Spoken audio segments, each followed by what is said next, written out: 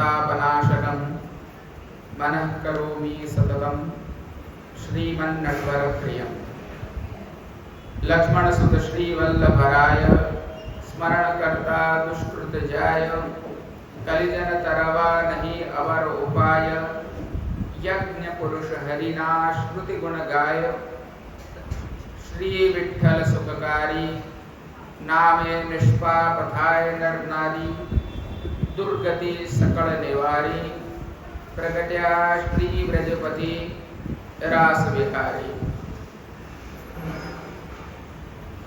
अंगुष्ठचोषकं गूढ़रसपोषकं स्वल्पसन्तोषकं कृष्णचन्द्रं गोपिका जनमनोन्मोद सम्पादनं तदभिलषिताकृतौ विगततन्द्रम्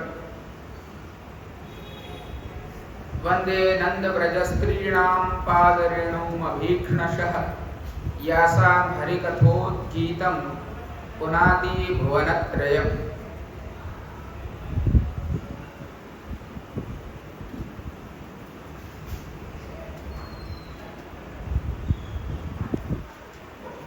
आचार्य श्री गोपीनाथ जी ना 250 वर्ष निमित्ते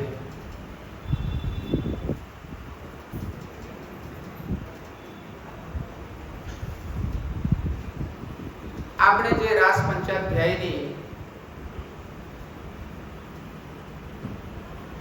વિવિધ સત્ર શૃંખલાઓ ચલાવી રહ્યા છીએ તેમાં નવમી આ શૃંખલામાં આજે આપણે બધા ઉપસ્થિત થયા છીએ। આ નવમું સત્ર છે, એનો પહેલો દિવસ છે અને હું માનું છું ત્યાં સુધી લગભગ 2 મહિના થઈ ગયા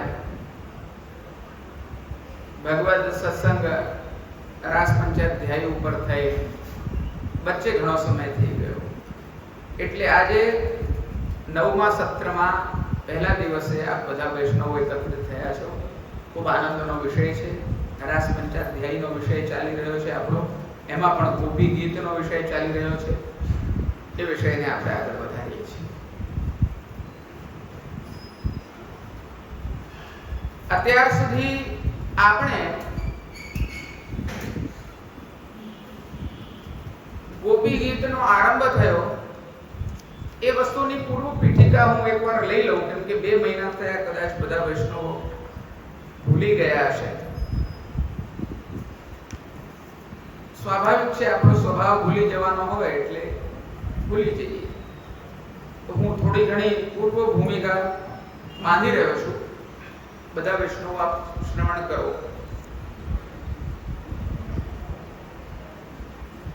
સર્વપ્રથમ ગોપી ગીતનો આરંભ થતા પરિસ્થિતિ તો બધાને ખબર જ છે, ભગવાન અંતર ધ્યાન થઈ ગયા છે। ગોપીજનોએ સૌથી પહેલા રસાશક્તિનું ગોપીજનોનું વર્ણન આવ્યું આના પહેલાના અધ્યાયમાં। તે પછી એમણે અન્વેષણ લીલા કરી। અન્વેષણનો અર્થ છે ખોજ, શોધખોળ કરવી। બધે શોધ્યા, બધાને પૂછ્યું, તે પછી અનુકરણ કર્યું, અનુકરણ લીલાનું વર્ણન આવ્યું। એ પોતે જ વિવિધ વેશ ધારણ કરીને પોતે જ બની ગયા અને પછી જમનાજીના તીર પર આવ્યા અને ત્યાં ગુણગાનનું હવે વર્ણન આવી રહ્યું છે, જેને આપણે ગોપી ગીત તરીકે જાણીએ છીએ। પછી એમણે ભગવાનના ગુણોનું ચિંતન કરીને એનું ગાન કરવાનો આરંભ કર્યો। તમે જાણો છો બધા અલગ અલગ પ્રકારના ગોપીજનો છે આમાં। અન્ય પૂર્વ એટલે કે જેના પૂર્વમાં અન્ય સાથે વિવાહ થઈ ગયા છે, અનન્ય પૂર્વ જેમના પૂર્વમાં નથી થયા એટલે કુમારિકાઓ છે। એ પણ સાત્વિક, રાજસ, તામસ ત્રણેયની 3 કોટી છે। સાત્વિક સાત્વિક, સાત્વિક રાજસ, રાજસ તામસ, સાત્વિક તામસ, રાજસ રાજસ, રાજસ સાત્વિક, રાજસ તામસ, તામસ તામસ, તામસ સાત્વિક, તામસ રાજસ અને નિર્ગુણ છે। એ પ્રકારનું મહાપ્રભુજી અહીંયા ઉલ્લેખ કરે છે। એટલે થઈ ગયા કેટલા 9 અને 9 18 અને એક નિર્ગુણના 19 પ્રકારના થયા। જે છે તે 18 દુ કેટલા થાય? અન્ય પૂર્વ અને અનન્ય પૂર્વ, એ પ્રમાણે શ્લોકોની ગણતરી છે. સૌથી પહેલા શ્લોકમાં આપણે જોયું જયતિ તેધિકમ જન્મના વ્રજ શ્રેત ઇન્દિરા શશ્વદત્રિ દૈત દૃશ્યતામ દીક્ષુતાવકાત ત્વયી ધૃતા સવસ્ત્વામ વિચિંતતિ. એમાં આપણે જોયું કે રાજસી ગોપીજનો અહીંયા કહેવા લાગ્યા, જેવી રીતે મંગલાચરણ થતું હોય છે અહીંયા પણ આ રાજસી ગોપીજનોએ કીધું કે આપના જન્મથી બ્રજનો વૈકુંઠ કરતા વધારે ઉત્કર્ષ થયો, કારણ કે લક્ષ્મીજી પણ અહીંયા આશ્રિત રહે છે. ત્યાં બ્રજમાં બ્રજમંડળનું મહાત્મ્ય છે આ. અને હે પ્રિય, આપના જન આપના માટે જ પ્રાણ જેમણે ધારણ કરેલા છે, ત્વયી ધૃતાસવ, તમારા માટે અમે પ્રકટ થયેલા છે. જેવી રીતે ભ્રમર હોય તે કમળ માટે પ્રકટ થાય, એના જીવનનો ઉદ્દેશ્ય શું છે?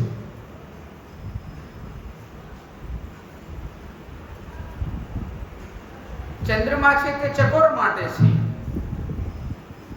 તો પ્રાણ જેમણે જેમના માટે ધારણ કરેલા છે એવા આપ છો, અને આપનું ચિંતન કરી રહ્યા છીએ, પામ ચિંતન, અને સગળી દિશાઓમાં જોઈ રહ્યા છીએ, આપની શોધખોળ કરી રહ્યા છીએ.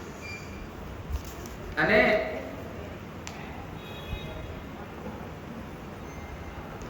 દૃશ્યતા એમની સામે જુઓ, એવા અમે જે આપના માટે પ્રાણ ધારણ કરેલા છીએ તેમની સામે જુઓ. આના ઉપર આપણે બૃહદ ચર્ચા કરી હતી.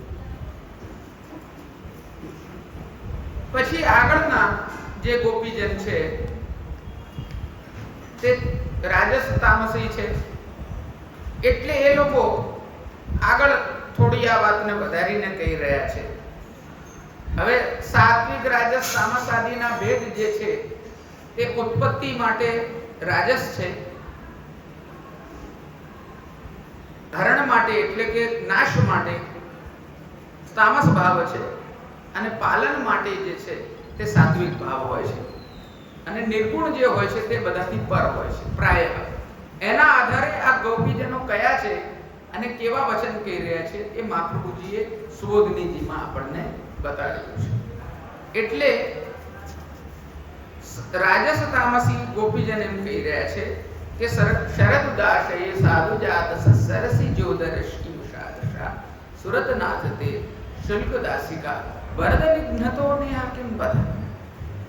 એ સુરતનાથ શરદ ઋતુમાં સરોવરમાં જેવી રીતે ઉત્પન્ન થયેલા કમલ ની અંદર લક્ષ્મીજીને હરણ કરનારી જે દૃષ્ટિ છે એવી આપની આ દૃષ્ટિ, એનાથી તમે અમને ક્ષુલ્ક દાસીઓને મારી રહ્યા છો, એમને હણી રહ્યા છો. એ વરદાન આપનાર શું આ ઘાત નથી? અહીંયા ઘાતનું વર્ણન છે એટલે એને તામસ કેટેગરીમાં ગણ્યું છે, રાજસ તામસ. અને હવે આગળ કહી રહ્યા છે ત્રીજા શ્લોકમાં. આના ઉપર ઘણી બધી ચર્ચાઓ આપણે કરી ગઈ વખતે.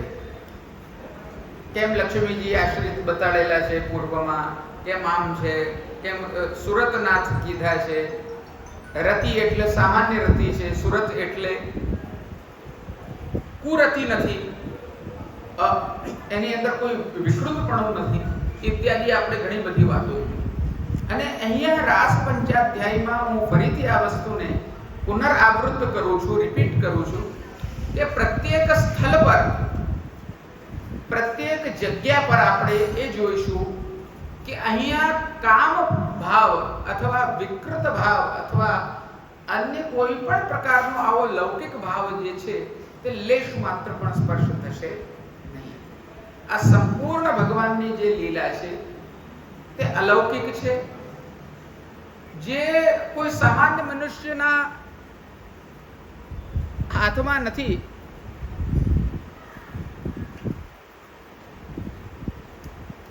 આવું કેમ થાય છે? જે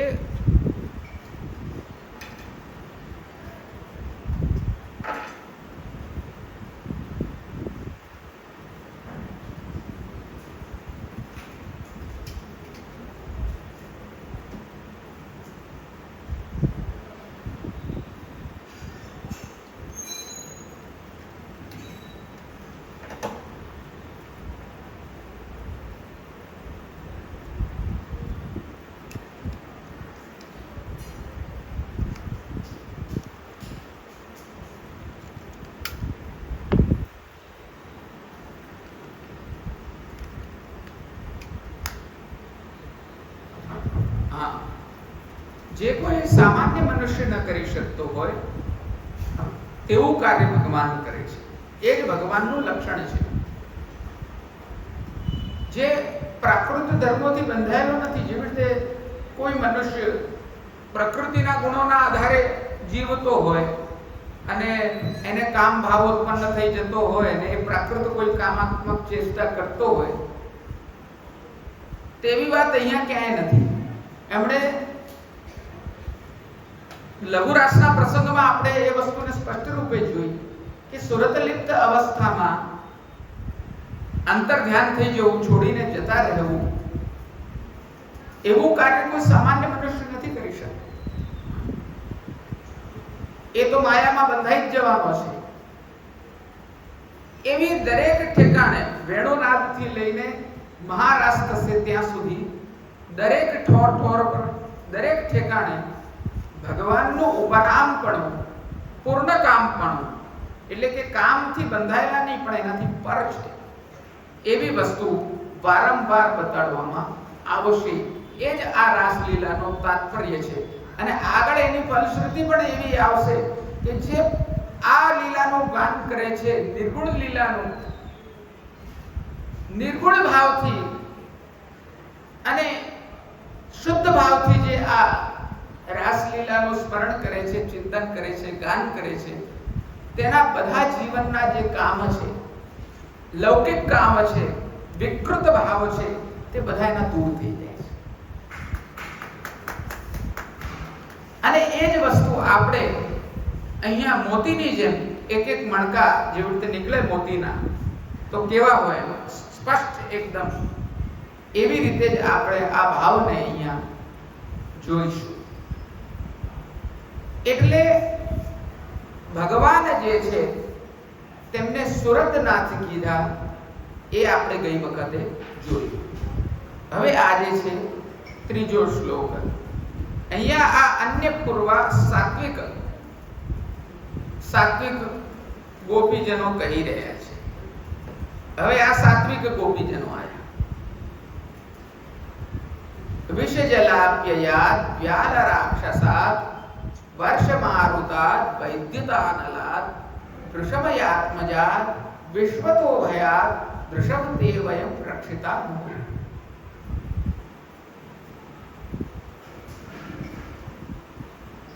આ ગોપીજનો કહી રહ્યા છે, હે વૃષભ,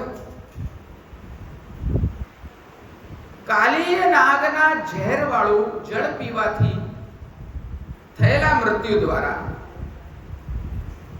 કાલી વગેરે સ્વર્ગોથી, તૃણાવર્ત વગેરે રાક્ષસોથી, ઇન્દ્રએ કરેલી વૃષ્ટિથી, વાયુથી, વીજળી અને અગ્નિથી, વ્યોમાસુરથી અને સર્વ પ્રકારના ભયથી આપે અમારું અનેક વાર રક્ષણ કરેલું છે.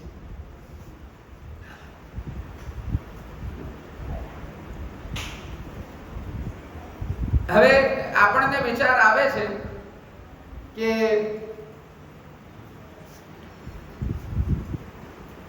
પૂર્વની જે બાલ લીલા બધી બતાડવામાં આવી છે,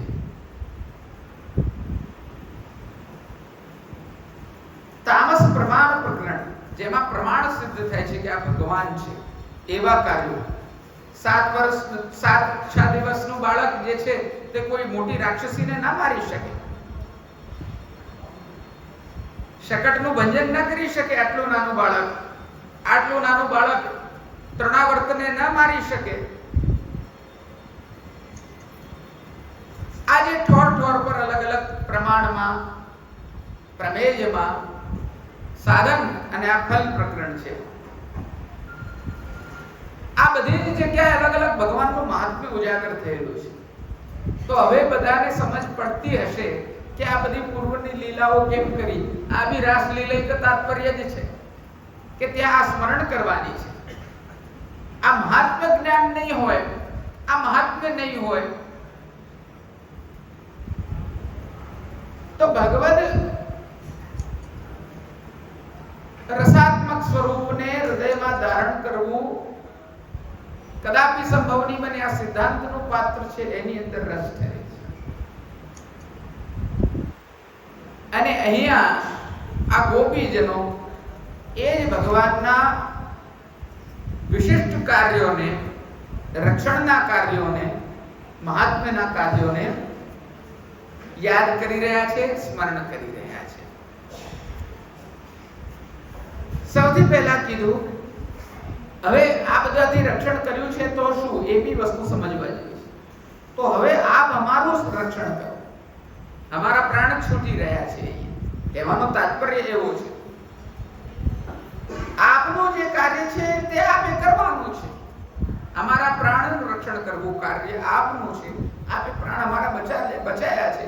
તો પૂર્વમાં જેમ તામસ ગોપીજનોએ કીધું કે આપ અમને હણી રહ્યા છો, તો હણવું એ તો વિપરીત કાર્ય થયું. બચાવવું એ આપનું કામ છે, હરણ કરવું તે આપ હણી લેવું એ આપનું કામ નથી. એટલે અહીંયા ભગવાનને એ લોકો કહી રહ્યા છે કે આ પ્રકારથી આપે અમારું રક્ષણ કરેલું છે. કયા કયા પ્રકારે? તો સૌથી પહેલું કીધું વિષજલ આપીએ. વિષજલ એટલે કે કાલીય નાગના ઝેર વાળું જમનાજીનું જલ. કાલી નાગના પ્રસંગમાં આ વસ્તુ બહુ સ્પષ્ટ રીતે બતાડેલી છે કે જમનાજીના જલમાં એ કાલીય નાગનું ઝેર એટલું પ્રસારિત થઈ ગયું હતું કે એનું જલપાન કરીને બધા બાળકો અને ગાયો બધા મરી ગયા, પણ તેમને આપે જ જીવડાયા. હવે ભગવાને એ બધા બાળકોને અને ગાયોને જીવડાયા, એમનું રક્ષણ કર્યું. વ્યાલ એટલે કે કાલી સર્પ. વ્યાલનો અર્થ થાય છે સર્પ, એટલે કે કાલીય સર્પ અને સુદર્શન સર્પ. સુદર્શન સર્પનું પણ વર્ણન આવે છે. નંદરાયજીનું એમણે ગ્રાસ કરી લીધો હતો એ પ્રસંગ છે. એટલે એ સાપથી આપણે રક્ષણ કર્યું. તૃણાવર્ત વગેરે રાક્ષસો. હવે વિષજલાભ્યા રાક્ષસા, રાક્ષસમાં તૃણાવર્તને ગણાવે છે મહાપ્રભુજી સુબોધિનીજી. વ્યાલનો અને રાક્ષસનો એક અવત ભાવ હોવાથી અહીંયા એક વચનનો પ્રયોગ છે, વ્યાલ અને રાક્ષસથી. તો વ્યાલ રાક્ષસ એમ કીધું છે, એક અવત ભાવ ગણ્યો અહીંયા. એ રીતે જ આગળ આવી ગયું. ઇન્દ્રિય કરેલી વૃષ્ટિથી અને પવનથી આપે રક્ષણ કર્યું છે. હવે ઇન્દ્ર વૃષ્ટિ તો કોઈ રાક્ષસ હોય તો કરી નથી. એ તો સ્વાભાવિક રીતે દેવતાઓના રાજા સુરપતિ એવા ઇન્દ્ર રાજાએ કરી હતી. ખાલી રાક્ષસોથી રક્ષણ નથી કર્યું, દેવતાઓથી પણ રક્ષણ કર્યું છે. દેવતાઓ પણ માયામાં ફસાઈ જાય છે અને ત્યાં પણ પોતાના ભક્તોનું રક્ષણ કરવાનું વિરુદ્ધ એ ભગવાને લીધેલું છે. એટલે આ દીન દાસીઓનું રક્ષણ આપે ત્યાં પણ કર્યું છે. પવનથી, મારુતથી, પછી કીધું તેમાં પણ વીજળી અને અનલ એટલે કે દાવાગ્નિથી આપે રક્ષણ કર્યું છે. અહીં પણ વિદ્યુત અને અનલનો એકવદ ભાવ થતા એક વચનનો પ્રયોગ થયો છે. એ વ્યાકરણ મહાપ્રભુજી સમજાઈ રહ્યા છે, જે પૂર્વમાં બતાડવામાં આવ્યું એ જ રીતે. વૃષજે મયનો પુત્ર થાય છે, અર્થાત વ્યોમાસુર, તેનાથી પણ આપે રક્ષા કરી છે. ગોપીજનોને ભૂતકાળ અને ભવિષ્યકાળના પદાર્થના જ્ઞાનનો અહીંયા આગ્રહ નથી. હવે તમે આમાં જોશો તો અમુક લીલા તો પહેલા થઈ ગઈ છે, અમુક લીલા હવે થવાની છે, પણ ગોપીજનોને ભૂત અને ભવિષ્યનો તારતમ્ય દેખાતું નથી, એટલા તન્મય અવસ્થામાં છે. સમજો છો વૈષ્ણવો? આ ગોપીજનો જે ગાન કરી રહ્યા છે એ કોઈ સામાન્ય અવસ્થામાં ગાન નથી કરી રહ્યા. જેવી રીતે તમે ને અમે કોક વસ્તુને સમજી જાણીને કોક વસ્તુ કહેતા હોય બીજા જોડેથી સાંભળી હોય. વાણીના ભેદ છે અલગ અલગ જાતના. એક વસ્તુ મેં કહેલી સાંભળેલી હોય એ વસ્તુનું હું વર્ણન કરું, વૈખરી વાણી કહેવાય છે. જેવી રીતે મેં કોઈ મહાભારત ઉપર મહાકાવ્ય લખ્યું હોય તો આભરણ બાવાએ મહાકાવ્ય લખ્યું એ એમણે સાંભળેલી, જોયેલી, રિસર્ચ કરેલી, ક્યાંક વર્ણન કરેલી વસ્તુનું પણ સીધે સીધું આપણે કહીએ કે પેલી ઉતારી લેવી, એ ઉતારેલું છે, બીજેથી લીધેલું છે. અને એક વાણી હોય છે પ્રત્યંતી વાણી, કે જે જોઈ રહ્યા છે, જે અનુભવ કરી રહ્યા છે તે વાણી. અને આ ગોપીજનોની વાણી એવી છે કે આ પોતે પણ એટલા ભગવન્મય અવસ્થામાં છે, નિમગ્ન અવસ્થામાં છે, એટલી રસાશક્તિમાં એક રૂપ થઈ ગયા છે કે એ લોકો પોતે પણ ત્રિકાલ જ્ઞાની થઈ ગયા છે. ભગવાનનો એટલો આવેશ છે, ભગવાનને જ હૃદયમાં સ્થાપિત કરેલા છે. આ બધા વચનો કહેવા, આ બધી જાણકારી હોવી એ ભગવાન સિવાય બીજા કોઈ કરી શકે નહીં આવું ગુણગાન. જેવી રીતે ભાગવતજી પ્રકટ કર્યું છે તો એ ભગવાને પોતે જ કર્યું છે. તેમાં વ્યાસજી, શુકદેવજી એ નિમિત્ત છે. અહીંયા પણ આ ગોપી ગીતનું જે ગાન થઈ રહ્યું છે તે ગોપીજનોની અવસ્થા એવી છે કે એ ભૂત અને વર્તમાન અને ભવિષ્ય બધાના દ્રષ્ટા થઈ ગયા છે. અને આગળ જે લીલા થવાની છે તે લીલાઓને પણ અંતર સાધ્ય કરીને બેઠા છે. એ હૃદયમાં એને પણ એ લીલાઓને પણ જે છે તે જાણીને બેઠા છે અને એનું ગુણગાન કરી રહ્યા છે. આ અવસ્થા જે છે એ કયા સ્તર ઉપર છે વૈષ્ણવો? અને જે લોકો રાસ પંચાધ્યાયનો સ્થૂલ અર્થ કરતા હોય છે એ મૂર્ખોની શું ગતિ છે? એ લોકો કઈ અવસ્થામાં રહીને આ અવસ્થા ઉપર ચર્ચા કરતા હોય છે? જે ગોપીજનો ભગવદ ભાવમાં એટલા બધા નિમગ્ન છે કે એ ત્રિકાલ દ્રષ્ટા થઈ ગયા છે. એમને ત્રણેય કાળનું ભૂત, ભવિષ્ય, વર્તમાન બધાનું જ્ઞાન થઈ ગયું છે. એટલો ભગવદ આવેશ છે જેની અંદર, અને એ ભગવદ તત્પરતામાં રહેલા, ભગવાન પ્રત્યેના તાપમાં તપી રહેલા એવા ગોપીજનોના જે આ રાસ પંચાધ્યાયમાં, ગોપી ગીતાદીમાં જે વચનો છે એ સ્તર ઉપર પહોંચેલા લોકો નો અર્થ, જે લોકોને સામાન્ય પ્રમાણનું પણ જ્ઞાન નથી એવી સ્થૂલ દૃષ્ટિથી એ લોકો આ ગોપીજનોના વાક્યનો શું અર્થ કાઢવાના છે? એ મૂર્ખ છે, મહામૂર્ખ છે, જે લોકો રાસ પંચાધ્યાયનો વિપરીત અર્થ કરે છે. એ લોકોને ખરેખર આ ગ્રંથ જોવાનો, આ વચનો જોવાનો અધિકાર જ નથી. જે લોકો રાસ પંચાધ્યાયનો વિપરીત અર્થ કરે છે.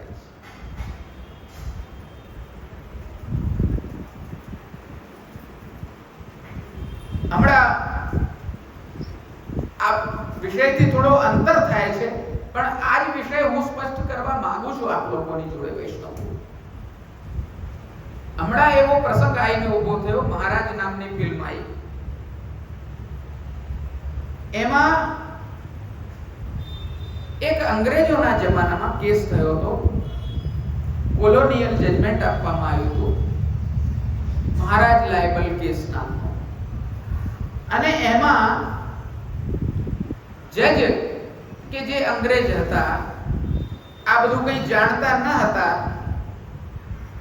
એવા જજોએ કમેન્ટ્રી કરી છે આપણી ભગવત લીલાઓ પર, અને આપને જાણીને આક્રોશ થશે, આપને જાણીને દુઃખ થશે કે એ લોકોએ ભગવાન શ્રી કૃષ્ણને જજમેન્ટમાં કામાંધ કીધા છે, એમોરસ કેરેક્ટર કીધા છે. કોઈ મહારાજ માત્રને નહીં, કોઈ સંપ્રદાય વિશેષને નહીં, પણ ભગવાન શ્રી કૃષ્ણ વિષયક આવા તારણો કાઢવામાં આવેલા છે જે આપણા ધર્મ પર પ્રહાર માત્ર સિવાય બીજું કંઈ જ નથી. અને તમને હજુ જાણીને આશ્ચર્ય થશે, અમે લોકો ધર્માચાર્યો બધા મળીને એના પર કાર્ય કરી રહ્યા છીએ, પણ જાણીને તમને આશ્ચર્ય થશે કે કોલોનીના જમાનામાં જે એ જજમેન્ટ પાસ કરવામાં આવેલ છે કે જેમાં ભગવાન સુદ્ધાનું અપમાન છે, એ આજે સ્વતંત્ર ભારતમાં, ભારતના આઝાદીના 75 વર્ષો પછી પણ એ જજમેન્ટ આપણી લીગલ હિસ્ટ્રી ગણાય છે. આનાથી વધારે દુઃખદ શું વાત હોઈ શકે કે એને લીગલ હિસ્ટ્રી તરીકે આજે પણ માન્યતા છે. આજે પણ સાંવિધાનિક રીતે આપણે બધાને ધાર્મિક સ્વતંત્રતાનો અને આ તે બધો હક છે, પરંતુ આ જજમેન્ટ આજે પણ માન્ય છે. કાલ ઉઠીને ભગવાન શ્રી કૃષ્ણ ઉપર કોઈ જેવી તેવી ફિલ્મ બનાવી શકશે તો આપણે એનો વિરોધ નહીં કરી શકીએ, એવી સ્થિતિ છે. આ બહુ જ ગંભીર મુદ્દો છે. જે લોકો રાસ પંચાધ્યાયના યુક્ત સ્તરને, યુક્ત અર્થને સમજી નથી શકતા, તે આ કોલોનીના જમાનાના જે જજીસ છે એમના જેવા મૂર્ખ છે. એ બુદ્ધિનું પ્રદર્શન કરે છે, પોતાની ગેરલાયકાતનું પ્રદર્શન કરે છે, જે ભગવાન શ્રી કૃષ્ણની આ નિર્ગુણ નિર્લિપ્ત લીલાઓ, નિષ્કામ લીલાઓ, નિષ્કારણ ચેષ્ટાઓને સમજી નથી શકતા. એ વ્યાસજીના શું તાત્પર્યને સમજશે, એ સુખદેવજીના શું તાત્પર્યને સમજશે, તે પૂર્વાચાર્યોની શું વ્યાખ્યાન અને ટીકા ગ્રંથોની શ્રેણીઓને સમજશે, અને આ ગોપીજનોના વચનોને શું સમજશે. એટલે વૈષ્ણવો, રાસ પંચાધ્યાયના યુક્ત અર્થ કરવા આજે જરૂરી છે. આજે આપણે એકબીજા જોડે આજે સત્સંગ કરી રહ્યા છીએ, ભગવદ વાર્તા કરી રહ્યા છીએ, તેમાં રાસ પંચાધ્યાયનો યુક્ત અર્થ થવો જરૂરી છે આજના સાંપ્રત સમયમાં. આ એ રસ જે છે તે કોઈ વિષય રસ નથી, આ પૂર્ણત્વેન શુદ્ધ અવિકૃત રસ છે. પરંતુ આ પ્રકારની હિસ્ટ્રી વિધર્મીઓ દ્વારા સ્થાપિત કરવામાં આવેલી છે, જે આજે પણ આપણે એની જોડે લડી રહ્યા છીએ. અમારું ધર્માચાર્યોનું બધું એક સંકલન થઈ રહ્યું છે, અને આ વસ્તુ ઉપર કે જેમાં ખાસ કરીને ભગવાન શ્રી કૃષ્ણ વિશે આવી બધી વાત છે, તેના ઉપર અમે લોકો આજે ધર્મ સંવાદ છે રાત્રે, એમાં પણ હું કદાચ આ વસ્તુ પર ચર્ચા કરી શકું છું. તો એ વસ્તુ પર અમે લોકો બધા મળીને કાર્ય કરી રહ્યા છીએ. આગળ જતા એ વસ્તુ પર આહ્વાન થઈ શકે છે કે આ વસ્તુનો વિરોધ અમે નિશ્ચિત રૂપે કાયદેસર રીતે, પોલિટિકલી, સોશિયલી, બધી રીતે અમે આ વસ્તુનો નિશ્ચિત રૂપે પ્રસાર અને પ્રચાર કરીશું કે આ વસ્તુ કોઈ બી રીતે સરકાર દ્વારા, ન્યાય દ્વારા, કોઈ પણ તંત્ર દ્વારા એ વસ્તુને નિવૃત્ત કરવામાં આવે. આજે આપણે સ્વતંત્ર ભારતમાં ભગવાન શ્રી કૃષ્ણ વિશે કહેલી આવી વાતોને માન્ય કેવી રીતે રાખી શકીએ છીએ?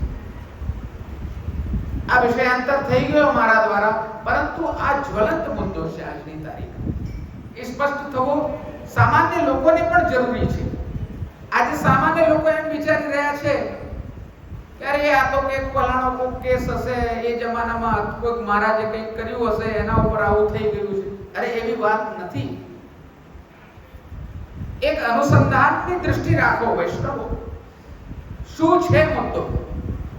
જો આજની તારીખમાં આવી વસ્તુ જીવતી હોય કે જેની અંદર આપણા પરમ આરાધ્ય ભગવાન, આપણા આચાર્યો, આપણી ધાર્મિક પરંપરાઓ, બ્રહ્મ સંબંધ જેવા વિષય ઉપર કેવી બધી વાતો લખેલી છે, શું આપણે આજે સ્વતંત્ર ભારતમાં આ બધું સહન કરવા માટે જીવીએ છીએ? એ વખતે એ જમાનામાં મિશનરીઓ માટે આ બધી વસ્તુઓ તૈયાર કરવામાં આવી હતી કે આપણા ઉપર લીગલ એ લોકો એક્શન લઈ શકે. એને આજે આપણે માનીશું? એ લોકોના રાખેલા દલ્લાઓ કે જે લોકો પોતાને બહુ મોટા સોશિયલ રિફોર્મિસ્ટ કહેતા હતા, પત્રકારો કહેતા હતા, લેખકો કહેતા હતા, તે બધા લોકોએ તો આપણો ધર્મ વેચ્યો છે. આવા લોકો કદાપી આ સ્વતંત્ર ભારતમાં પ્રમાણિત ન થઈ શકે. જેમના દ્વારા કરેલી વસ્તુઓ ઉપર એવા પડઘા પડ્યા કે આપણા ભગવાનોને જેવા તેવા ચિતરવામાં. કેવી રીતે હું મારા મળે કહું કે કરસનદાસ બહુ મહાન હતા, નર્મદ બહુ મહાન હતા, ફલાણા બહુ મહાન હતા? ના થઈ શકે. એમના પડઘા, એમના કરેલા કૃત્યો, એમના કરેલા પાપ દ્વારા આજે ભારતીય જજમેન્ટ્સ એવા આપણે લીગલ હિસ્ટ્રી તરીકે જોઈએ છે કે જેમાં ભગવાન શ્રી કૃષ્ણ વિશે આવી વાતો લખેલી છે. કેવી રીતે આપણે સહન કરીશું આ વસ્તુ? કેવી રીતે આ લોકોને મહાન કહીશું આપણે? કોઈ વ્યક્તિના કોઈ પાપ દ્વારા ધર્મની હાનિ થાય એવા લોકો સનાતન ધર્મમાં ક્યારેય સ્વીકાર નહીં થાય. આ વસ્તુ બહુ જ સ્પષ્ટ છે. આજે આપણા ધર્મ ઉપર આક્ષેપ આ પ્રકારનો લાગે, આપણી આ નિર્ગુણ લીલાઓ જે સ્તર ઉપર થયેલી છે એ સ્તરની બુદ્ધિહીનતાના કારણે સામાન્ય મનુષ્ય આ વસ્તુ પર ચર્ચા કરશે. રાસ પંચાધ્યાય પર કોણ ચર્ચા કરશે? બ્રહ્મ સંબંધ પર કોણ ચર્ચા કરશે? પુષ્ટમાર્ગ ઉપર કોણ ચર્ચા કરશે? વલ્લભ સંપ્રદાય પર કોણ ચર્ચા કરશે? આ લોકો ચર્ચા કરશે ના? વૈષ્ણવો, આ ચર્ચા આપણે કરીશું. આમાં જે યુક્ત આપણા આચાર્યોએ, પૂર્વ ટીકાકારોએ જે અર્થ કરેલો છે તે અર્થને આપણે હૃદયમાં સ્પષ્ટ કરવાનો છે, પહેલા પોતે સ્પષ્ટ કરવાનો છે અને કાલ પોતાની આગળની પેઢીને સ્પષ્ટ કરવાનો છે. અને સમગ્ર સનાતન ધર્માવલંબી જે કોઈ પણ આસ્તિક પ્રજા છે, સામાન્ય પ્રજા છે કે જે પોતે મુગ્ધતાના કારણે, ભોળપણના કારણે આ બધી વાતોમાં આવી જાય છે અને આપણા ધર્મના સાચા તત્વોને સમજી નથી શકતા, તે લોકોને સ્પષ્ટ કરવાની પણ જવાબદારી આપણી છે. ખાલી કાન પવિત્ર કરવાનું કાર્ય આપણું નથી. આવી સ્થિતિ આવીને જ્યારે જ્યારે ઊભી થતી હોય છે ત્યારે આપણે જ આપણા ધર્મનું રક્ષણ આપણા ચિંતનને સ્પષ્ટ કરીને અને આપણી ચર્ચાને સ્પષ્ટ કરીને આપણે કરવાનું હોય છે. એટલે અહીંયા ગોપીજનો જે સ્તરથી કહી રહ્યા છે એ સ્તર બહુ જ ઉત્કૃષ્ટ સ્તર છે, જેમાં લૌકિક ક્ષુલ્લક ભાવનાઓ બિલકુલ પણ નથી. सूरदासजी पदमा શું કહે છે? अब न सुहाय विषय रस छिल्लक सोई समुद्र की आस. अब न सुहाय विषय रस छिल्लक. ખાબોચિયું છે જે કામ ભાવના, જે વાસનાઓ, જે વિષયની વાત તમે કરી રહ્યા છો તે વસ્તુ તો અમારા માટે આ વરસાદી પાણીમાં ગંદુ ગટરનું પાણી હોય છે એનું એક ખાબોચિયું છે. એ વસ્તુ પીવાનું અમને મન થતું નથી. અમે તો સોઈ સમુદ્ર, એ રસ રત્નાકરના અમે ભોગીઓ છીએ. અમે એનો ભોગ કરીએ છીએ, એનો પાન કરીએ છીએ. જે સાચો રસ છે તે પરબ્રહ્મ શ્રી કૃષ્ણની નિર્ગુણ, નિષ્કારણ, નિષ્કામ ચેષ્ટાઓ છે જેને અમે આત્મસાત કરીએ છીએ, એને અમે હૃદયમાં ધારણ કરીએ છીએ, એનું ગાન કરીએ છીએ. આ ગોપીજનો, આવા નિર્મળ ગોપીજનો આપણા ગુરુ છે. गोपी प्रेम की ध्वजा. આ ગોપીજનોના ચરણોમાં ઉદ્ધવજી પડશે આગળ. આસામ હો ચરણ રેણુ દિશામ હંસ્યામ વૃંદાવને કિમપી ગુલ્મ લતૌષધીનામ યા દુસ્ત્યજન સ્વજન આર્તે પથં ચૈત્વા ભેજુર મુકુંદ પદવીમ શ્રુતિભિર્ભ્રમજ્યા વંદે નંદ વર્જ સ્ત્રીણામ પાદરેણુમ અભીક્ષણશ યાસામ હરિકથોદ્ગીતમ પુરાતિ ભવનત્રય. ત્રણ લોક જેમના હરિ ભગવાનના ગુણગાન દ્વારા ત્રણ લોક જેના દ્વારા પાવન થાય છે એવા ગોપીજનોની ચરણારવિંદની રજને હું નમું છું એવી વાત કરશે આગળ. કયા સ્તરના લોકો છે? ઉદ્ધવજી કોઈ જેવા તેવા વ્યક્તિ હતા? ઉદ્ધવજી કોણ હતા? એ પોતે જ કેટલી મોટી મહાન વિભૂતિ હતા. મહાન ભક્ત થયા છે, પરમ જ્ઞાની થયા છે અને પરમ ભક્ત પણ થયા છે. એવા લોકો જેમના ચરણોને પૂજે છે એ ગોપીજનો કહી રહ્યા છે, સામાન્ય સ્તરથી નથી કહી રહ્યા, બહુ જ ઉત્કૃષ્ટ સ્તરથી કહી રહ્યા છે. ખાલી રક્ષા કરી એટલે જેવી રીતે ભાઈ તે મને બચાયો એવી રીતે નથી કહી રહ્યા, બહુ જ ઉત્કૃષ્ટ સ્તરથી કહી રહ્યા છે. વિષજલાપ્યયા વ્યાલ રાક્ષસા વર્ષ મારુતાત વૈદ્યુતાનલાત વૃષભયાત્મજાત વિશ્વતો ભયાત દૃષભતે વયમ રક્ષિતા. લૌકિક રક્ષણ કર્યું છે એટલું માત્ર નથી, તમે અમારા લૌકિક ભાવોનું રક્ષણ કરનાર છો, અમારી અંદર પ્રાણ પૂરનાર છો, અમારા સર્વસ્વ છો.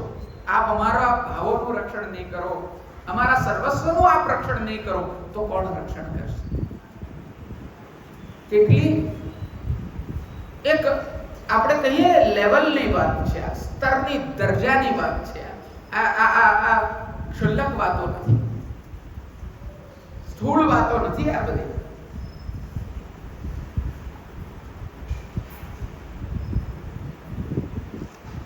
વાતો આપણે પ્રણય ગીતમાં બહુ સારી રીતે સ્પષ્ટ કરી હતી. કુર્વંતિ હિ ત્વયિ હૃદય કુશલાં સ્વ આત્મન. અહીંયા તો આત્માનો સંબંધ છે પરમાત્મા સાથે. આ સંબંધ કોઈ દૈહિક સંબંધ નથી જે સામાન્ય સ્ત્રી પુરુષમાં હોય છે. કુર્વંતિ ત્વયિ હૃદય કુશલાં સ્વ. જે આત્માથી રતિ આપને કરે છે ભગવાન, એ કુશળ છે. આ કુશળતા તેની કુશળતા છે. એ રતિ આત્મિક રતિ છે. દેહ, મન, પ્રાણ, અંતઃકરણ અને આત્મા, આ બધા દરજાઓ આપણે સમજેલા છે. પૂર્વમાં ઘણી બધી આના ઉપર આપણે ચર્ચાઓ કરેલી છે. એટલે આ આત્માનો સંબંધ છે અને આત્મિક રીતે જ અહીંયા રક્ષણનું પણ ચિંતન બતાડી રહ્યા છે. આ કોઈ દૈહિક રક્ષણ કર્યું છે એટલું માત્ર નથી એમ મારો કહેવાનો સીધો તાત્પર્ય છે. સ્પષ્ટ થાય છે ને વૈષ્ણવો? બહુ જ મોતી જેવા સ્પષ્ટ દાણા છે કે આ રક્ષણ કોઈ માત્ર દૈહિક રક્ષણ નથી, આ રતિ કોઈ માત્ર દૈહિક રતિ નથી. આ બધું જ જે છે તે આત્મિક છે. આત્મા અને પરમાત્માનો સંબંધ છે.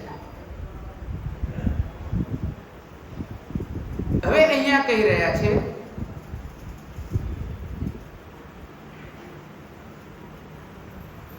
કે ગોપીજનોને ભૂતકાળ અને ભવિષ્યકાળના પદાર્થોના જ્ઞાનનો આગ્રહ નથી. આજે શું થયું, કાલે શું થવાનું છે, એ બધી અવસ્થામાં એ લોકો છે જ નહીં.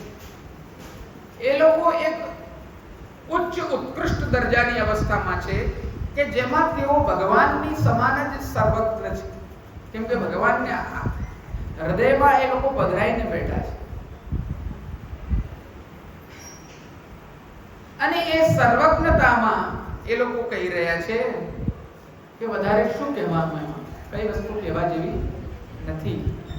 વર્તમાન શું, ભૂત શું, ભવિષ્ય શું, બધા જ કાળ જે છે તેને કાલ કર્મનો બાધે તે શિર ધનુષ સાધે એવો માર્ગ શ્રી વલ્લભ.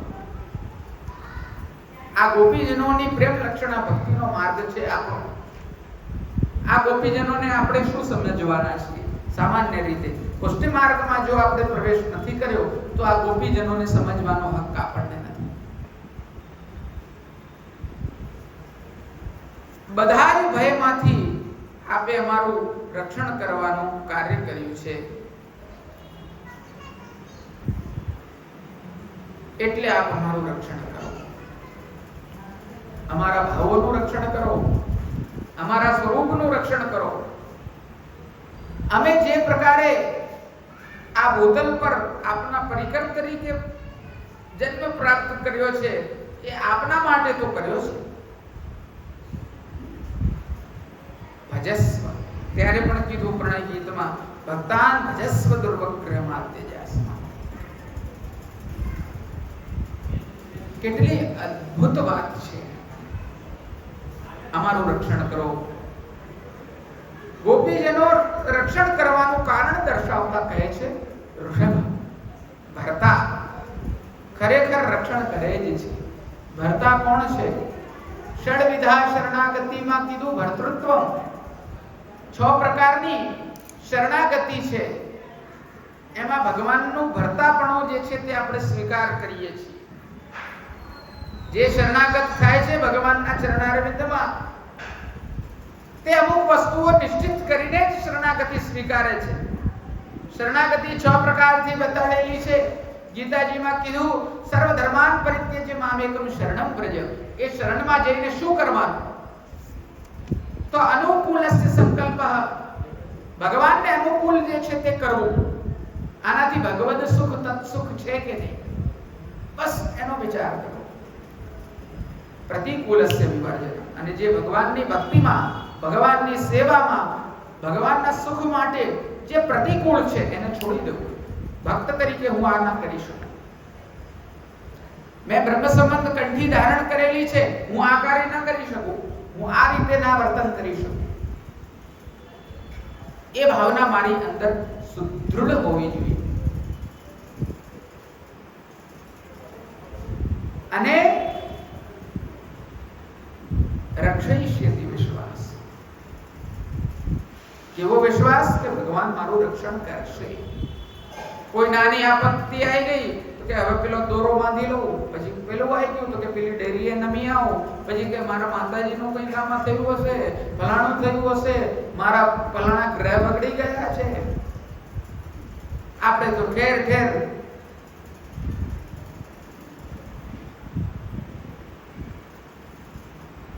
આ કોઈ શરણાગતિનું લક્ષણ નથી. શરણાગતિ હોય તો મારું રક્ષણ ભગવાન કરશે. મૃત્યુના મુખમાં હોઈશ તો મારું રક્ષણ ભગવાન કરશે, એટલો વિશ્વાસ હોવો જોઈએ. વિશ્વાસ એટલે ખાલી વાતો કરવાનો વિશ્વાસ ના હોય. વાર્તા કરવાથી શું થાય છે? કંઈ નથી થતું. આચરણ હોવું જોઈએ. 10 વાર બોલું મને વિશ્વાસ છે, મને વિશ્વાસ છે, તો વિશ્વાસ થઈ જાય. પછી કોઈ વિપત્તિ આવે, વિપત્તિ દર ચોથે દાડે આવે છે આપણા પાસે, તો પછી ભાગતા થઈ જઈએ છીએ આપણે. અને ભર્તૃત્વ એટલે અમારું ભરણ પોષણ, રક્ષણ કરનાર ભગવાન છે. એ વસ્તુનો સ્વીકાર કરવો એ શરણાગતિનું લક્ષણ છે. આ ભર્તૃત્વ અહીંયા બતાડેલું છે. આપ અમારા ભરતા છો, આપ અમારું બધું જ કરનાર છો. રક્ષણ બી કરો છો, ભરણ પોષણ બી કરો છો, બધું આપના માથે છે. આ ભરતાપણું છે વૈષ્ણવો. આજે આપણા બ્રહ્મ સંબંધના મંત્રનો વિપરીત અર્થ કરવામાં આવ્યો. આપણે આ બધું સમર્પણ કેમ કરીએ છીએ? દારા ગાર પુત્ર આપ્ત વિત્ત, આવી બધી વાતો સાંભળીને બધાએ કેમ આપણે દારા એટલે કે પત્ની, પુત્ર એટલે કે આપણી સંતાન, કેમ ભગવાનને સમર્પિત કરીએ છીએ? કેમ ભગવાનને આપણે ભરતા માનીએ છીએ? આવી સ્થૂલ ભાવનાઓ આ નથી. હવે અમે આપના ભરોસે છીએ ભગવાન. હવે આ મારો પરિવાર જે છે તે આપના સિવાય ક્યાંય એમનું કંઈ કલ્યાણ થવાનું નથી. અમે આપના ભરોસે છીએ. જેવી રીતે ઘરનો એક વડીલ બેઠો હોય, એની પાસે પોતાની સંતતિ જઈને કહે કે હવે દાદા અમે તમારા ભરોસે છીએ, અમારા છોકરાઓનું સાચવી લેજો. માલ મિલકત લગતા હોય ત્યારે નથી બોલતા આપણે, લૌકિકમાં કેવી રીતે તમે એમના ભરોસે છો, એમને સમર્પિત થઈ જાઓ છો, આ એવા સમર્પણની વાત છે. અલૌકિક છે, અલગ છે, પણ એમના ભરોસે છીએ. કે અમારા ડોહા સહી સિક્કા બીજા કરી દેશે તો કે આપણે કારણ વગરના લેવાઈ જઈશું. એવી રીતે આપણા સહી સિક્કા બીજે થઈ જાય, ભગવાન સિવાય બીજાના ભરોસે આપણે રહી જઈએ, તો આમનું રક્ષણ કોણ કરશે?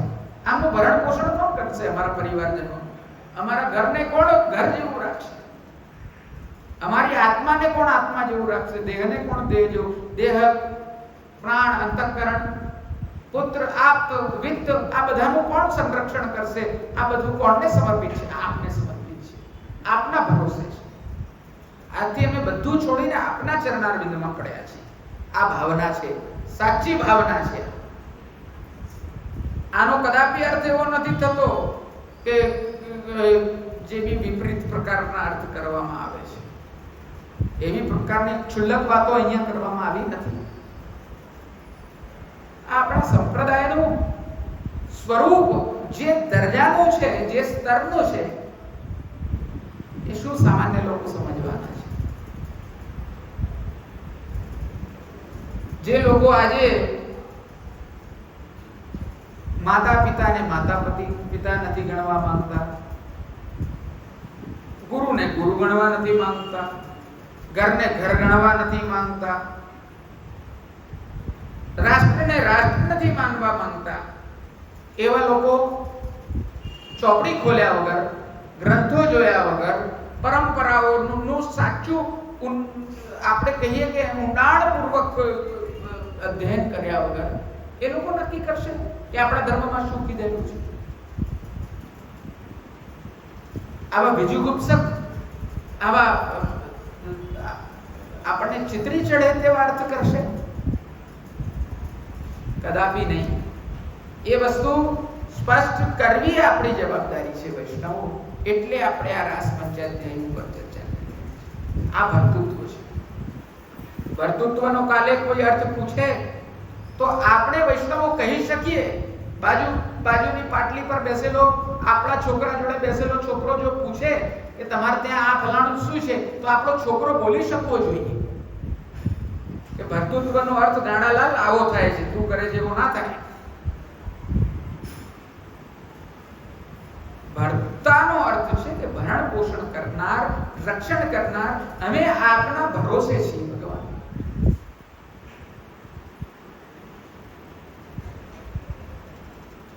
જો સ્વામીનો ભરોસો ના રહે, જેવી રીતે કોઈક દેશ છે એમાં નાગરિકો રહે છે, હા કે ના? કોઈ દેશમાં નાગરિક રહેતા હોય એવું સમજ્યા ને? હવે એનો રાજા હોય, એ નાગરિકને કાઢી મૂકે કે હવે તું મારો નહીં, ચાલ લટ, પતી ગયું. તો એ કોણના ભરોસે રહે? ક્યાં જશે? થઈ ગઈ ને દયનીય હાલત એની. એવી રીતે આપણા જીવનના સર્વસ્વ જે છે, સર્વસ્વ આપણે જેમને સમર્પિત કરેલું છે, જેના ભરોસે આપણે છીએ, એવા ભગવાન જ અમારું સર્વસ્વ છે. અને એ ભગવાન, હું આપનો છું, મારા પરિવારના દરેક સભ્યો આપના ભરોસે છે, મારું ઘર આપનું છે, આપના ભરોસે છે, મારું વિત્ત આપનું છે, આપના માટે છે, આપના ભરોસે છે.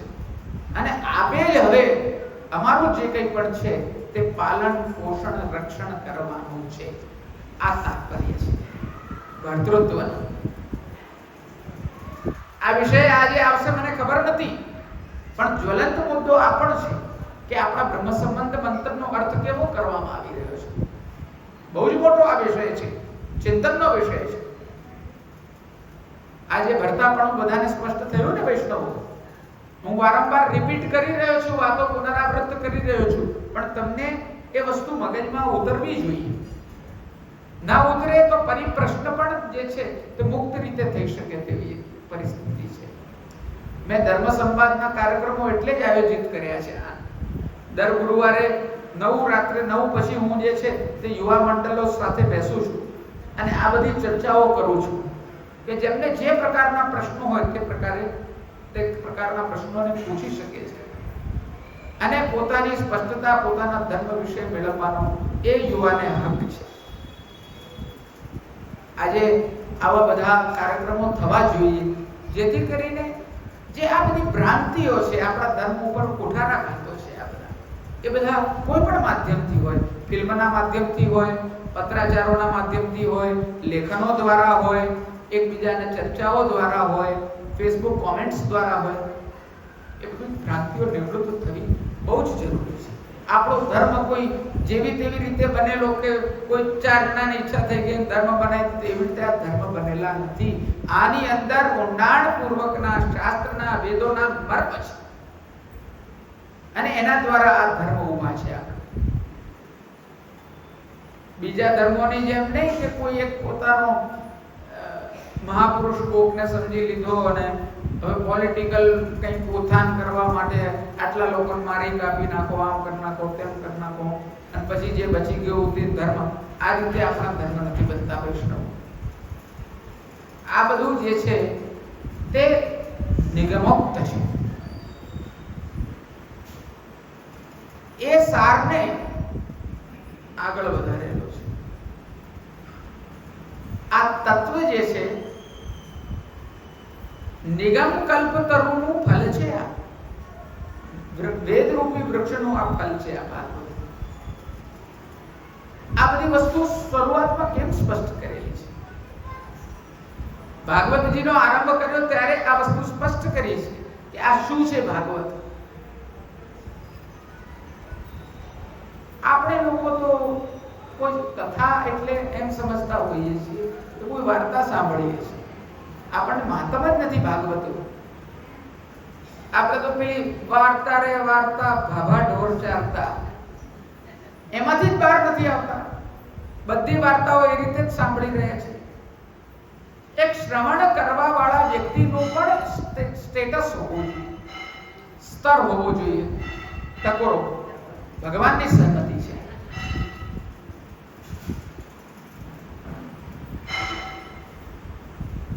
શ્રવણ કરનારનો પણ એક સ્તર દરજ્જો સ્થિત થવો જોઈએ અને એ બહુ જ જરૂરી છે વૈષ્ણવ. એટલે અહીંયા ભરતાનો અર્થ બહુ સારી રીતે મેં સ્પષ્ટ કરવાનો પ્રયત્ન કર્યો છે. આગળ વધું છું.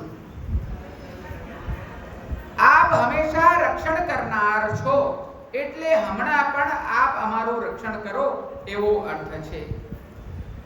આપ હમણાં પર અમારું રક્ષણ કરો એ કીધું નથી, પણ એનો અર્થ એવો સ્પષ્ટ થાય છે. આપણે પણ ભાગવત સેવામાં જઈએ છીએ. નિર્ગુણ ભક્તો છે ને, જો સાત્વિક ભક્તો છે, આપણે પણ ભગવત સેવા કરીએ છીએ. કંઈ માંગતા નથી. આપણે ત્યાં માંગવાનો પ્રકાર નથી વૈષ્ણવ.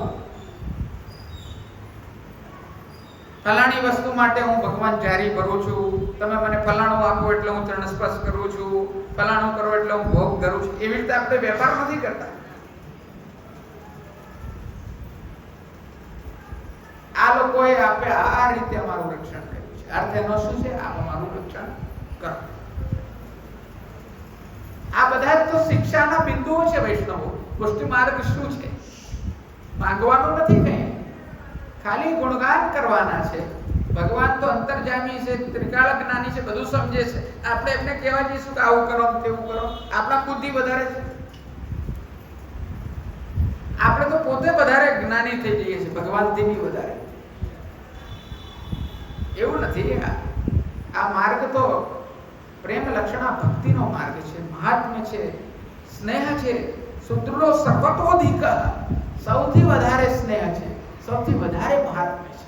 મર્યાદાથી પણ વધારે મહાત્મ્ય આપણે ત્યાં છે. મર્યાદાથી વધારે મહાત્મ્ય છે એટલે જ મર્યાદા ગૌણ થઈ જાય છે.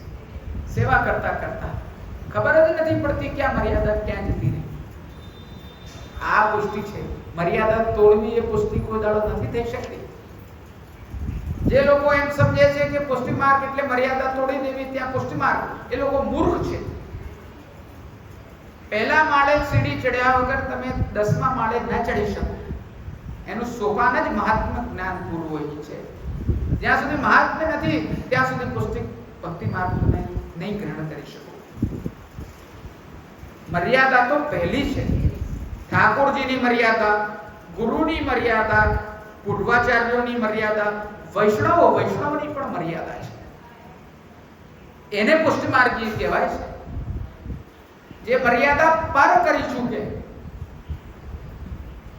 જે એટલો પોતે મહાન વ્યક્તિત્વ બની જાય કે એના માટે મર્યાદા જેવી વસ્તુ રહેતી જ નથી. આપોઆપ જ મર્યાદા પોતે એના ચરણારવિંદમાં પડી જાય છે. એ તાદૃશી પુષ્ટિમાર્ગી ભગવત થાય છે, ભગવદીય થાય છે. આ કેવા દરજાની, ઉત્કૃષ્ટ દરજાની વાતો છે વૈષ્ણવ. આગળ કહે છે, કાલિયુગનું ઝેર, સર્પો, રાક્ષસો વગેરે અમને મારનારા પદાર્થો બહારના હતા. વૈષ્ણવ ઠાકોરજીને કહે છે કે ભગવાન, આ બધું તો જે અમને મારનાર હતું તે બહારના લોકો હતા,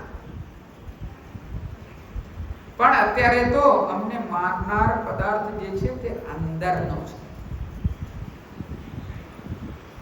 કેવું સુંદર વચન છે સુબોધનીજીનું. તેથી આપે અમારું સર્વથા પાલન કરવું જોઈએ. આપે અમારું પાલન પોષણ કરવાનું કાર્ય આપનું છે. બારબાળા તો મારી જાય, બરોબર છે, એમનું તો કામ જ એ છે. લાઈટ મોડમાં કહું તો हमें तो अपनों ने लूटा, गैरों में कहां दम था, और हमारी कश्ती वहां डूबी जहां पानी कम था.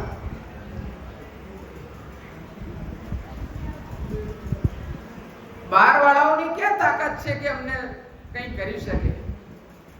એના માટે તો આપ બિરાજમાન જ છો ભગવાન. હવે આ આંતરિક વસ્તુ છે. આ પ્રેમ પત્રો છે, એક પ્રિયતમાના એક પ્રિયતમ પ્રતિ, એક ભર્તા અને આશ્રિત વચ્ચેની આ ચર્ચા છે. મુગ્ધ ચર્ચા છે, સ્પષ્ટ ચર્ચા છે. પોતપોતાની ભાવના પ્રમાણ, પોતપોતાના ધર્મ પ્રમાણ, પોતપોતાની વૃત્તિ પ્રમાણની ચર્ચા છે. ગોપી ગીત કોઈ જેવી તેવી વસ્તુ નથી. રસ છે આમાં, માત્ર વિશુદ્ધ રસ છે. ઋષભ એ અંદર અને બહારથી રક્ષણ કરનાર છે. માટે ઋષભમાં એટલે કે આપમાં રક્ષણ કરવાનું સામર્થ્ય હોવાથી, અમને મારનારો અંતરનો પદાર્થ સૌથી બલવાન હોવાથી આપે અમારું સર્વથા રક્ષણ કરવું જોઈએ તેવો અર્થ છે. આ ઋષભનું સંબોધન જે બતાડ્યું છે તેના દ્વારા એમ સૂચિત કરવામાં આવ્યું કે અંદરના અને બહારના બંને પ્રકારથી રક્ષણ કરતા આપ છો. બીજા કેટલાક શ્રુતિ રૂપા નિર્ગુણ ગોપીજનો ભગવાનનો મહાન અનુભાવ પ્રભાવ જાણીને તેમના સ્વરૂપનું વર્ણન કરે છે. હવે આટલી વાત થઈ સાત્વિક ગોપીજનોની, કેમ કે પાલન ધર્મ છે ને, પાલન કરો છો એટલે સાત્વિક આઈ. હવે આઈ ગોપીજન કોણ? કે શ્રુતિ રૂપા નિર્ગુણ. હવે નિર્ગુણ ભક્તો શું કહે છે સાંભળો. અને તેથી ભગવાન જ્ઞાનીને જેમ મોક્ષ આપે છે તેમ અમને પણ યોગ્ય મોક્ષ આપે છે. એ હેતુથી નકલો એ શ્લોકમાં ભગવાનની સ્તુતિ કરે છે. હવે નિર્ગુણ ગોપીજનો શ્રુતિ રૂપાઓ એ ભગવાનની સ્તુતિ કેવી રીતે કરી રહ્યા છે સાંભળો. નખલો ગોપિકા નંદનો ભગવાન અખિલ દેહિનામ અંતરાત્મદ્રક વિઘન સાર્થિતો વિશ્વગુપ્તે સખ ઉદયમાન સાત્વતામ કુલે.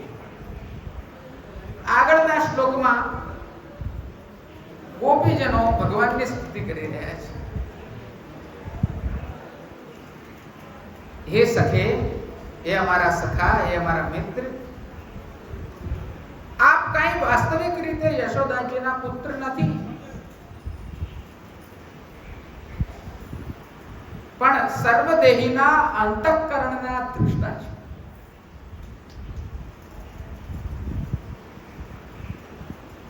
બ્રહ્માની પ્રાર્થનાથી વિશ્વની રક્ષા માટે આપ આ યાદવ કુલમાં પ્રકટ થયા છો. આ ભોળી ગોપીજનો મુક્ત મૂર્ખ નથી, સર્વજ્ઞતાને ચીરી ચૂકી છે. પોતાનું સ્વરૂપ જ્ઞાન અને ભગવાનનું સ્વરૂપ જ્ઞાન એટલું છે એમને. આ નિર્ગુણ ગોપીજનો કહી રહ્યા છે, શ્રુતિ રૂપાઓ કહી રહ્યા છે.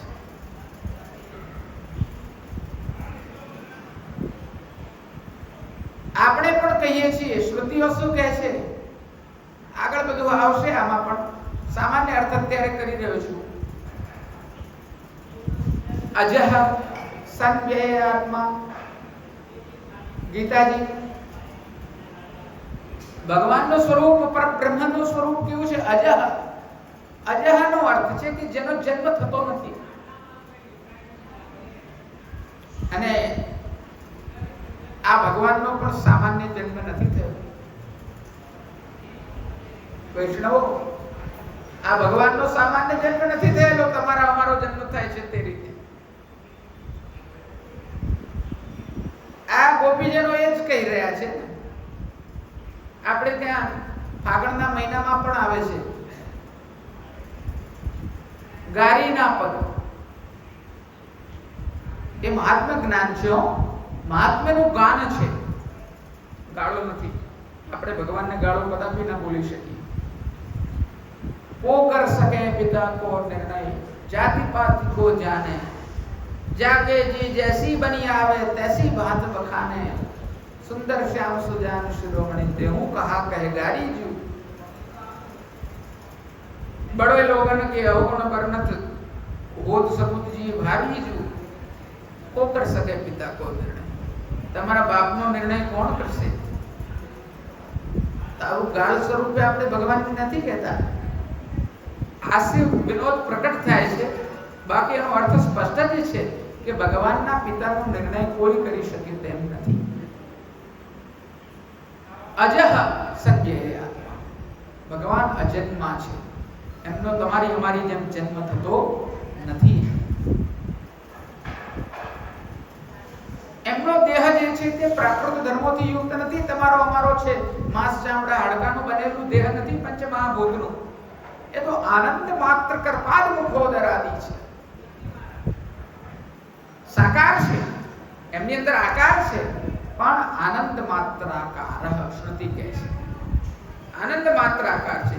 સર્વે અંગો અંગ રસ ભર્યા લોચન ચાર, ચલણ વલણે બોધવ્યા હૃદય ભાવ અનેક પ્રકાર. એ સ્વરૂપ છે. એટલે આ વાસ્તવિક રીતે યશોદાજીના પુત્ર નથી. નકલુ ગોપિકાનંદનો ભગવાન અખિલ દેહીના મંત્ર. અને તમે અખિલ દેહીઓના અંતરાત્માના દૃષ્ટા છો. આ દેહ ધારણ કરેલા જે લોકો છે એમનું અંતરાત્મા જે જુએ છે અને એમના અંતરાત્મા દ્વારા જે જોવાય છે એ બધું આપના દ્વારા જ છે. બધાના નિયંતા કરતા એ આપ છો. એવું સ્પષ્ટપણે આ નિર્ગુણ ભક્તો પ્રતિરૂપાઓ કરી રહ્યા છે.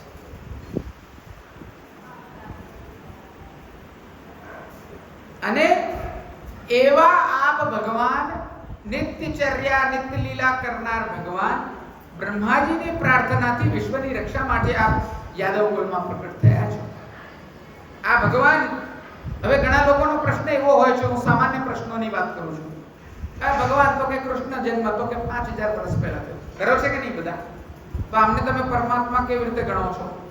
તો આ એનું વચન છે કે આ યાદવ કુળમાં તો આપ કેમ જન્મ્યા છો? આપ તો પરબ્રહ્મ, આપણે જે માનીએ છીએ તે શ્રી કૃષ્ણ નિત્ય લીલાસ્ત, જે સદા પોતાની લીલામાં રત રહે છે, એ કૃષ્ણને માનીએ છીએ. ગોલોક ધામમાં, વ્યાપી વૈકુંઠમાં અક્ષર બ્રહ્મ જેમનું નિત્ય લીલા સ્થાન છે, અક્ષરાદ અપી ચોત્તમ, એ પુરુષોત્તમને અતોસ્મિન વેદે લોકે છે, અતોસ્મિન લોકે વેદે છે પ્રતિતા પુરુષોત્તમ, એ પુરુષોત્તમને આપણે માનીએ. અને આ ભગવાન જે છે એ પુરુષોત્તમ છે, એ કૃષ્ણ છે. અને એ જ જન્મ ધારણ કરવા માટે સાક્ષાત યાદવ કુળમાં કૃષ્ણ તરીકે પ્રગટ થયા છે. થઈ સ્પષ્ટતા? ભગવાન પૂર્ણ જ છે. 5000 વર્ષ પહેલા પણ પૂર્ણ જ ભગવાન પ્રગટ થયા છે, પણ એ પહેલા એ હતા નહીં એવું નથી. નિત્ય જે સ્થિત છે, નિત્ય જે બિરાજે છે એ કૃષ્ણ જ પરબ્રહ્મ પરમાત્મા છે, જે ગોલોક ધામમાં સદા વસે છે. અને એ જ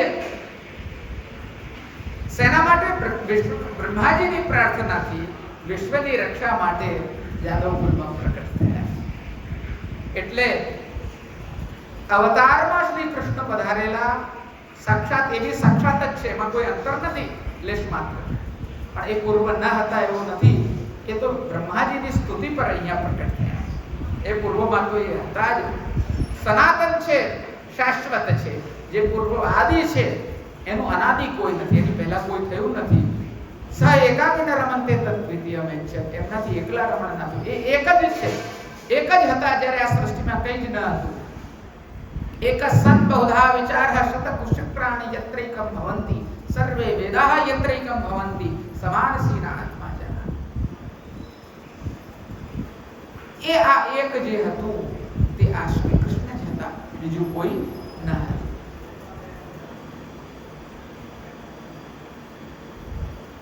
અને એ ભગવાન યશોદાનંદન તરીકે, દેવકી નંદન તરીકે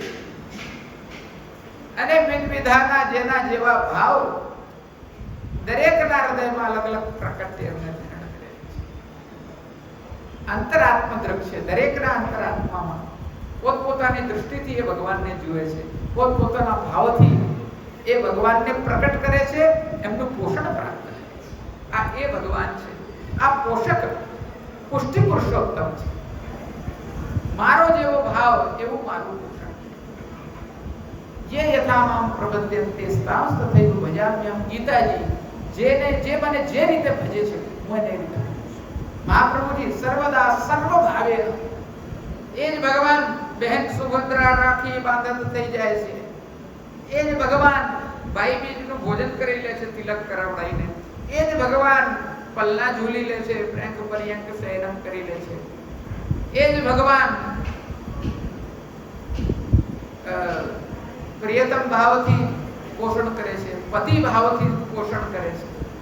આ ભગવાન આટલા બધા સ્વરૂપ ધારણ એટલે જ કરી શકે છે કારણ કે એ સર્વ કર્તુમ છે, સર્વ કરવા માટે સક્ષમ છે અને સર્વ ભાવથી ભજનીય છે, સેવા કરવા યોગ્ય છે. આપણી દૃષ્ટિ જે છે તે સર્વ દૃષ્ટિ આપણી જે છે તે એ જ ભગવાનની અંદર રમેલી હોવી જોઈએ. એ જ સાચી રસ દૃષ્ટિ છે. દરેક પાત્ર તરીકે આપણે ભગવાનને જ જોઈએ. એ જ તો ભક્તોનું કર્તવ્ય છે, એ જ તો ભક્તોની ફલાત્મક દશા છે. આ જીવન ધારણ કરવાનો હેતુ છે કે આપણે દરેક પાત્રમાં ભગવાનને જોઈએ. અને અહીંયા પણ ગોપીજનો એ વસ્તુને બહુ સ્પષ્ટ રીતે કહી રહ્યા છે કે જશોદાનંદન તરીકે આપ પ્રકટ થયેલા છો, આ તો બ્રહ્માજીની સ્તુતિથી આપ પ્રકટ થયેલા છો. ખરેખર તો આપ કોણ છો? સર્વ દેહીઓની અંદર રહેલા આત્માના દ્રષ્ટા છો, અંતઃકરણના ભૂષણ છો આપ.